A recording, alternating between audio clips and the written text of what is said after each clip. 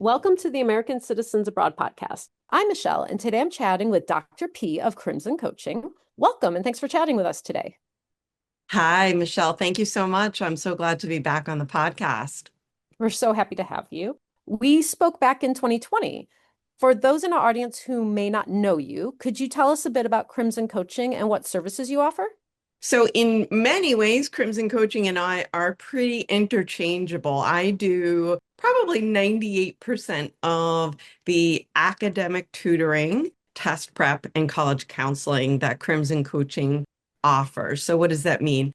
I will tutor anything from English and social studies classes in high school, as well as college and even grad school humanities and social sciences students. And then I have colleagues from different high schools that I worked in who do upper level math.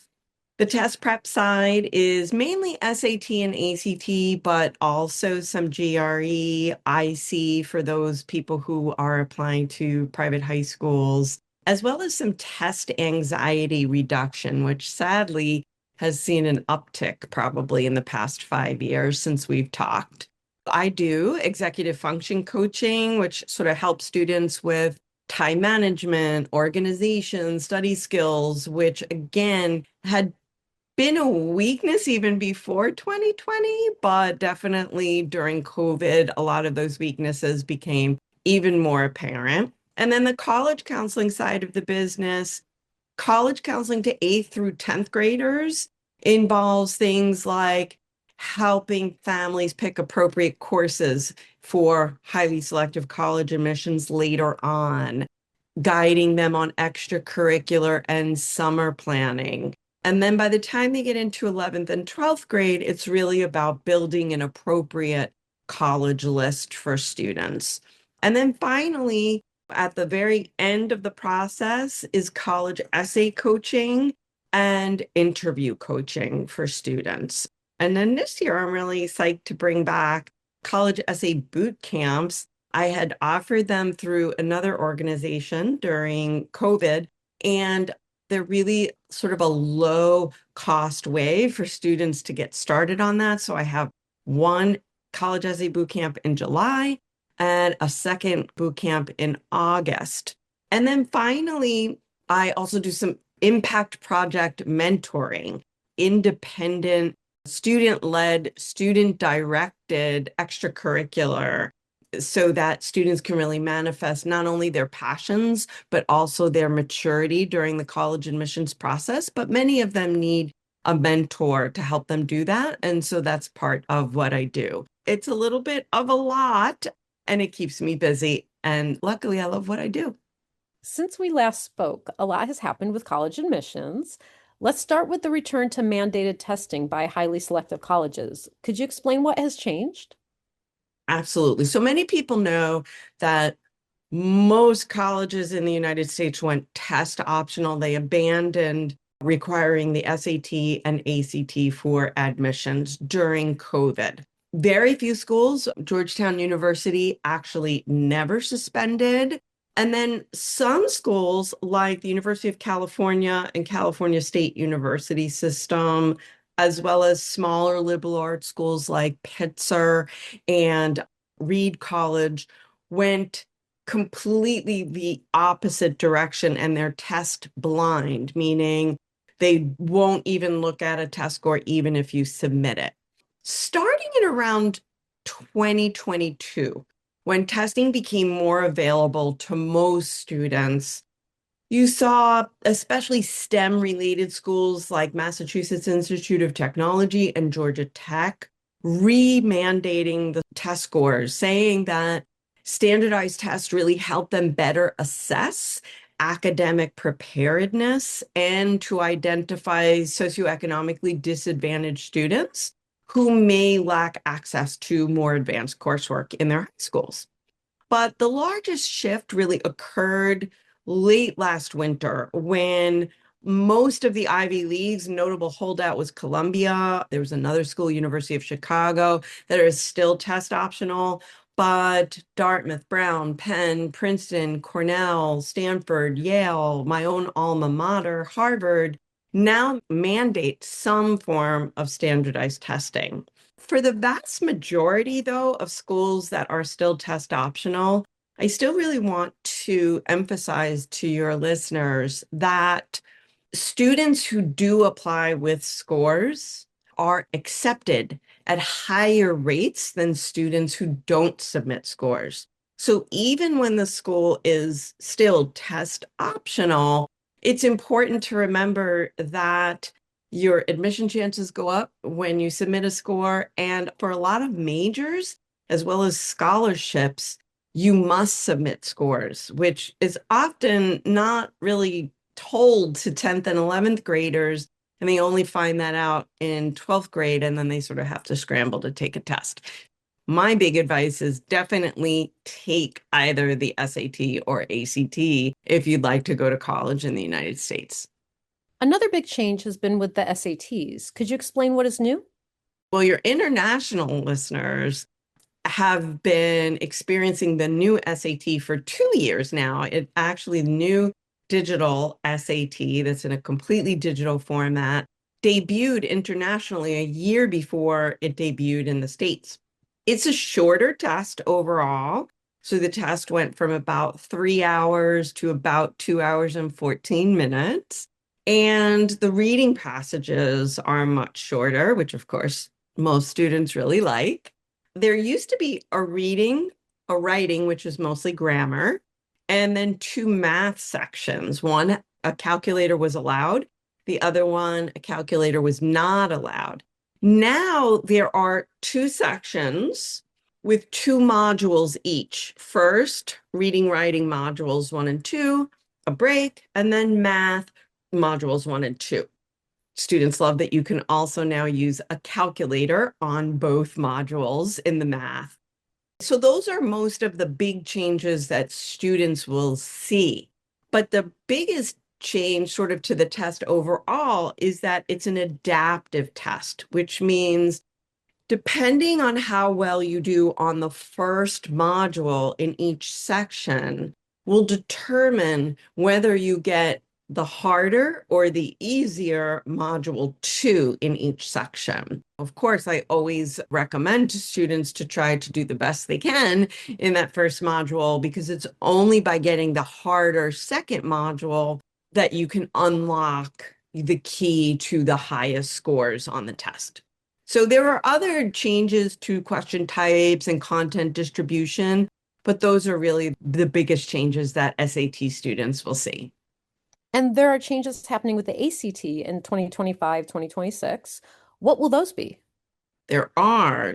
The ACT typically had always been, in the test jargon, we used to call it a much faster test. You had many fewer seconds per question on the ACT. Now the ACT has become a little bit more like the SAT in terms of it's not quite as fast. The traditional ACT used to be 4 sections: English, which was mainly grammar, math, reading, and science, with an optional fifth writing section. All 5 sections took 3 hours and 35 minutes, and it was always on paper. The new enhanced ACT now only has 3 mandatory sections: English, math, and reading, and 2 optional sections: science and writing. And the mandatory test is now only 2 hours and 20 minutes, just 6 minutes more than the new digital SAT. The score is still out of 36, and I should say the SAT is still scored the same way. SAT is still scored out of 1600. But the biggest difference is that the content, clearly, not necessarily the content inside the test, but the fact that there's no mandatory science section, that's the biggest change to the new ACT. And the biggest difference from the SAT is that the enhanced ACT will be offered both digitally and on paper, which I think is great because I advise my students to take it on paper. And then it's not an adaptive test. So it doesn't sort of change as you go through. Those are the biggest changes. For students intending to major in a STEM field in college, I definitely recommend studying for and taking the science section. I don't really see much use in taking the writing section for students who can showcase their writing in other ways, such as AP tests. But if, for example, your school doesn't offer them, the writing section might be a great way to showcase your writing ability. And then finally, you should check with the colleges that you're applying to see if they require those two optional sections. If you don't know which colleges you'll be applying to, which is quite common, then you might want to study for all five sections. And in the fall of 2023, the National Association of College Admissions Counselors, or NACAC, released the results of a survey they conducted among their members on the most important factors in admissions decisions. What did these results reveal? I find this really, really interesting, and I will send you a link that you can include in the show notes if you'd like for your listeners to this study so they can check it out themselves. But the number one factor in college admissions decisions, according to this NACAC study, is grades in college prep courses. That's not just GPA overall, that's number two, but grades in those very rigorous classes. And as a former high school teacher who taught some of those really rigorous AP classes, I'm thrilled that what a student does day in and day out matters much more than a single day's performance on an exam. What surprised me is how relatively unimportant the SAT and the ACT grades are. NACAC's members rated it as number 11, while the essay and other writing samples of the application was number 5.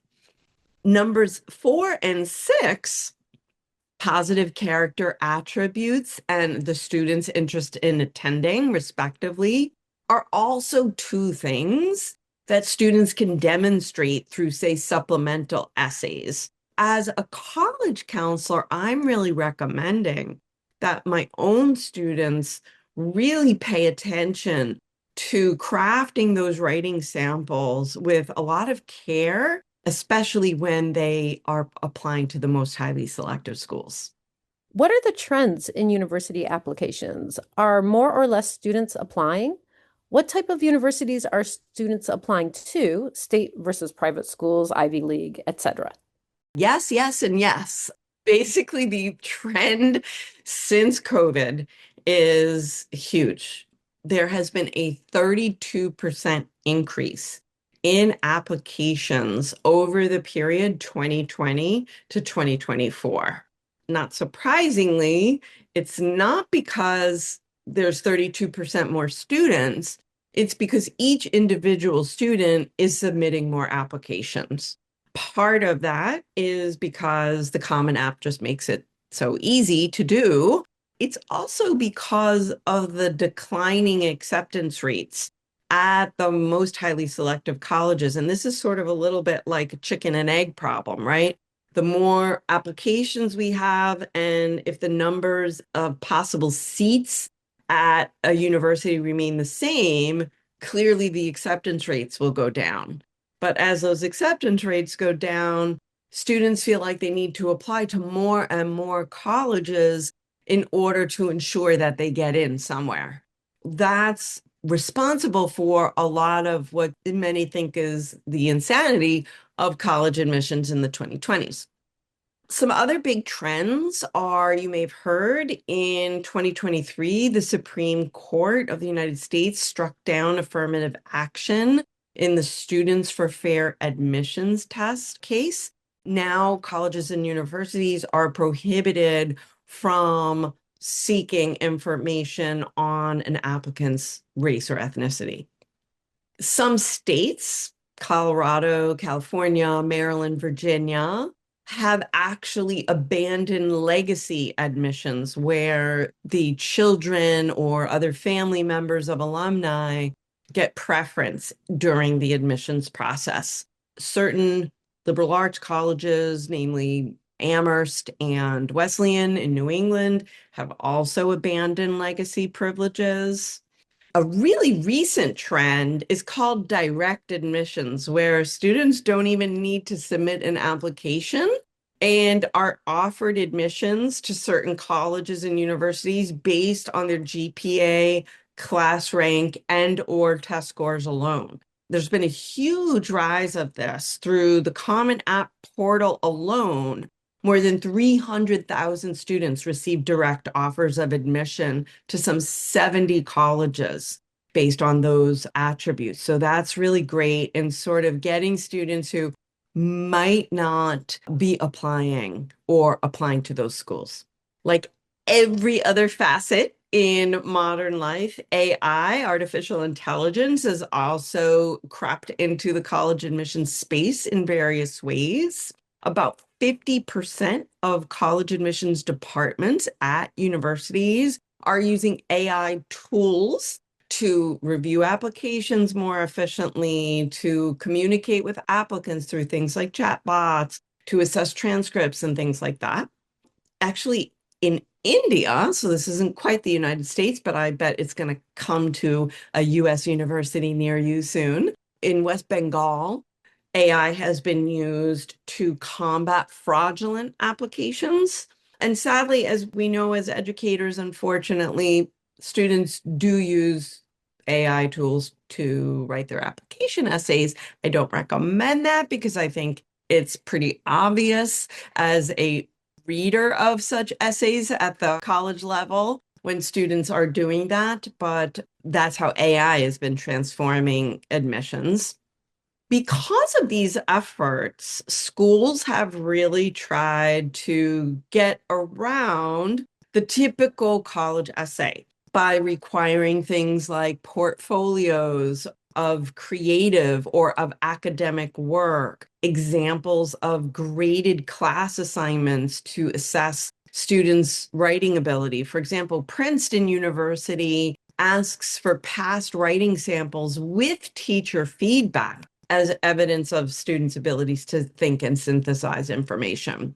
It's quite possible that students might also see new requirements for videos and interviews similar to what are now optional video introductions that colleges like Bowdoin, Brown, University of Chicago have offered for quite some time through platforms like Glimpse on their own websites.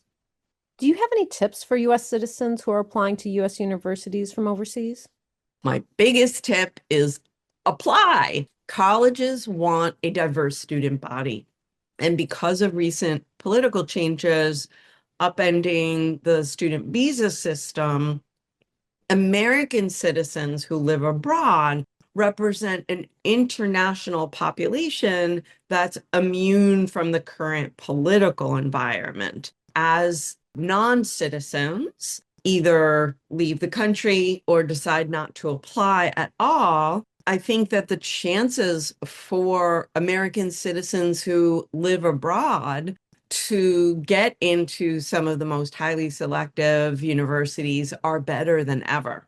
That said, you still need to build a good candidacy, and some ways that underclassmen in particular can start building a strong candidacy. I would say the number one thing, because of the nature of secondary school abroad, is to focus on extracurriculars in and out of school. The American high school system is known for sponsoring tons of clubs and sports and activities, and that's not always the case abroad. American citizens living abroad intending to apply to US colleges need to be more mindful about cultivating their extracurricular profile. Impact projects are another great way to do that. Again, these are student-led projects, and if you are a little murky on what an impact project is, I will direct you to my YouTube. I'll again send you the link that you can share with your listeners if they'd like to look it up on what an impact project is and how they might go about it. Even though I just talked about how standardized tests or the SAT and ACT are number 11 in importance, I do think for candidates who did not go to high school in the United States, taking these tests are a really good idea because oftentimes your curriculum is different from the curriculum of students here. And so a way that you can sort of present how much you know in a standardized fashion would be to take one of those two tests. If your school does not conduct its coursework in English, you also want to make sure that you prepare for and take the TOEFL. Make sure that you are thinking about from, I would say, ninth grade on, cultivating relationships with teachers from whom you can request a letter of recommendation. And I also have another video on my YouTube channel on how to get great letters of recommendation. So I would recommend checking that out. Remember, you will also need a counselor letter of recommendation. And if your school doesn't have a designated guidance counselor, that would probably come from the principal. Make sure that you're remembering that your transcript, if it's not in English, does need an official translation. You can't do that yourself. And then I would really familiarize yourself with the Common App and other application requirements well in advance of the deadlines. And if it's possible to work with a coach who is familiar with helping international students navigate this application process, because it is very different than applying to schools in the UK or Europe or elsewhere abroad. And sometimes even the college and guidance counselors at international schools are unfamiliar with the process and with providing you with advice that would help you get accepted. How do you think the suspension of federal funding to universities will affect the landscape this year and next? Funding cuts have mainly targeted two main areas, science and anything DEI, diversity, equity, and inclusion related. Academically, that means that STEM-related departments might have fewer course or offerings, not just because they have less money from the federal government, but also because another aspect of the political changes that have been going on is that students from abroad, foreign nationals, have been having their visas revoked. In the words of Secretary of State Marco Rubio, he's going to aggressively revoke the visas of students from China. And so these students often say, run labs. They are PhD students who do some teaching or research. That will trickle down into the undergraduate experience. Other departments that may experience funding issues, African American studies, Asian American studies, Chicano studies, women's and gender studies, Middle Eastern studies. If you're hoping to study one of those academic areas, you should definitely reach out to the colleges and see what their plans are. Socially and culturally, we're already seeing the shuttering of LGBTQ centers, women's centers, and various DEI initiatives on campus. There's really a lot going on. And actually, tomorrow I'll be speaking on the Tests and the Rest podcast about how all of these and more political developments are changing higher ed right now. So if you're interested in also learning about that, you can sign up for my newsletter at www.crimsoncoaching.com/newsletter. And I'll be sending the link to subscribers to that podcast once that comes out. And it'll have much more in-depth what's going on, what might occur, as well as what families who have students applying to college right now, how they might plan for the future. For your clients who are raised overseas and then go to university in the US, do you hear of any issues with adapting to the US culture and environment? So some research by the US State Department and American Foreign Service Association suggests that TCK, or third culture kids, such as American citizens who grew up abroad, may experience reverse culture shock when repatriating.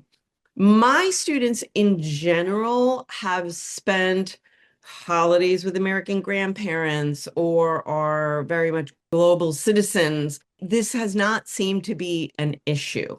Nevertheless, homesickness and identity crisis happen to all college students, regardless of where they're from.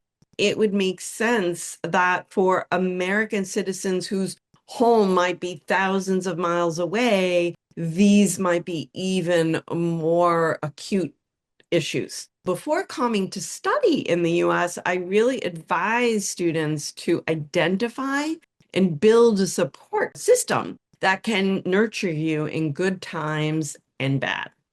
From a more logistical standpoint, I also recommend establishing contact with the financial aid office at the schools you're applying to if you're planning on applying for financial aid, because a foreign transcript could incorrectly tag you as a foreign student who is ineligible for federal aid. And unfortunately, with all the current FAFSA issues because of cuts to the Department of Education, there have been big, big delays in students getting their financial aid. So you don't need some mishap like being incorrectly tagged as a non-citizen to create hurdles for paying for college for you. I did reach out to some of my American citizen students who went to school, college in the United States, who had grown up abroad. And I'll keep this student anonymous, but I'm reading from his email to me verbatim. He wrote, I experienced a few struggles adjusting to living in the US. Most of them had to do with the car-oriented culture. Campus is very walkable, but it's hard to get anywhere else without a car, which makes it very difficult to leave campus, both for regular tasks and entertainment. So when you're building a list, you might want to keep that in mind in terms of if you go to a rural or suburban campus, know that that might be an issue. He wrote, another issue I've experienced is a bit generally a very individualistic upbringing slash attitude towards life. For example, not sharing food with roommates despite being good friends. I would say, sadly, me as a student at Harvard, I was an American citizen who grew up on Long Island, and I experienced that too. I don't think that's necessarily just kids who grew up abroad will experience that. And finally, his advice was, I don't have much other than the standard advice of making friends and trying to maintain support networks back home while building new ones in college, which is great advice. Practically, if some of your friends have cars, that's even better. So that's advice from this former student who just graduated college and is on his way to veterinary school, and me. Do you have any final thoughts you'd like to share? Anyone who's been paying any attention to the news lately knows that a lot of the news about American higher ed lately has not been pretty. But I do want to just stress the benefits of an American education. First, quality.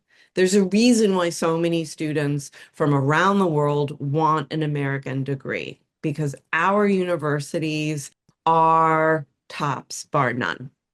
But also at the undergraduate level, they afford you so much flexibility and versatility.